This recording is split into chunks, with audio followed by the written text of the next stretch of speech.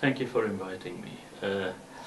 It's a wide range of things, but I think if one has to narrow it down, entrepreneurship is really about people that are passionate about their business idea, that is devoting all their time to their business or their business idea.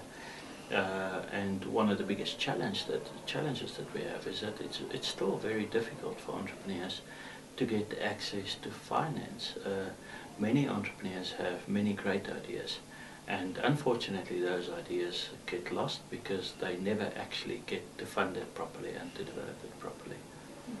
And do you think that there is a proper understanding of what it means to develop entrepreneurs? I mean, when you compare it to sort of CSI, and you've got your social development, and all these terms that get thrown around, do you think there is a proper understanding of what it means to develop entrepreneurs? I think there's a lot more that can be done in order to create an understanding of what it means to develop entrepreneurs. Many people are doing many things. Many people have done, and corporates have done many things wrong in the past. I'm not saying Anglo Zimele is doing everything right. We're still doing things wrong from time to time, but we learn from that all the time. I think it is time that we have a central forum where people can share their ideas, where people can share their lessons that they've learned, so that we don't reinvent the wheel all the time. Clearly, there's a lot of experience that we can share with other corporates, and for the last 21 years that we've managed this program, we've never been averse to sharing those lessons and those learnings with other corporates. And we've had many corporates come to us over the years to ask us for advice. Unfortunately, when it comes to implementation, it always gets lost in the wash in many cases. There are some examples where some very, very good work is being done.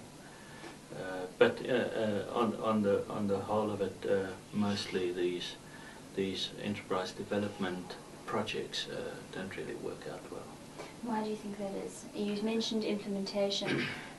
Is there a specific aspect of implementation that you think causes those programs not to work?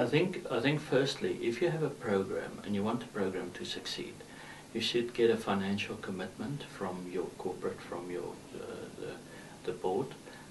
That financial commitment should be generous, and more important than a financial commitment is you should get the unequivocal support of your CEO.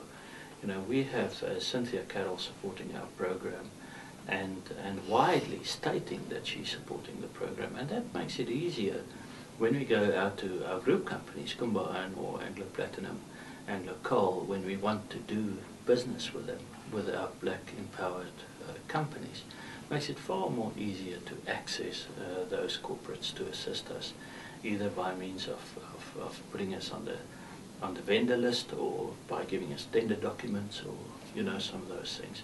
So it's absolutely essential that you have the full support of the CEO for the program, and the CEO shouldn't be scared to say that he or she is supporting the program, and communicate it properly through the group.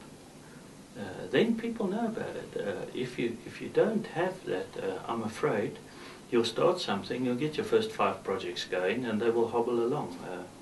And we've seen many examples of those. Apart from the support of Cynthia Carroll, what do you think specifically in terms of implementation is something that Anglo Zimele is doing right? We've always adhered to the commercial principle.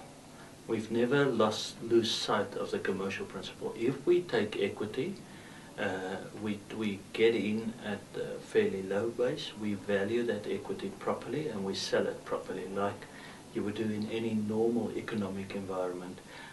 If we give people loans, we want those loans repaid. So the commercial principle has always been very strong in our lives.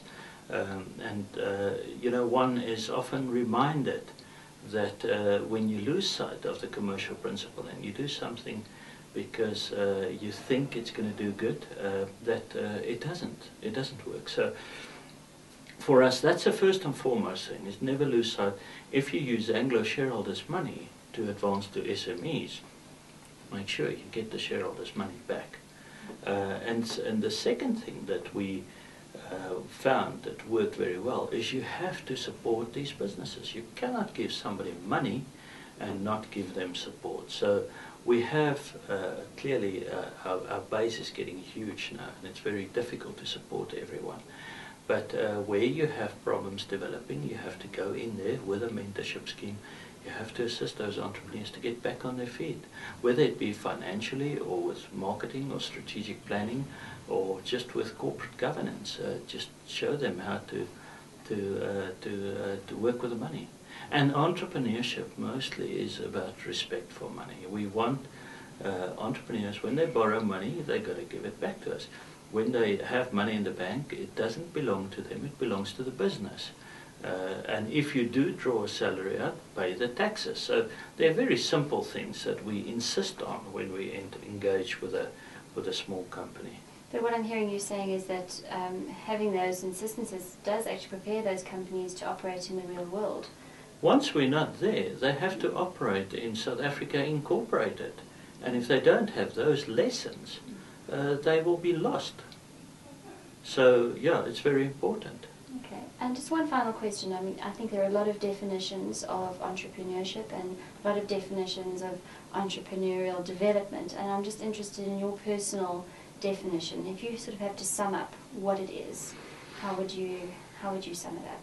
I think entrepreneurship boils down to respect for money, for respect for corporate governance, and for taking care of your clients. I mean, that is first and foremost. You've got to make sure that your client is happy all the time, and you will be rewarded with a nice lifestyle.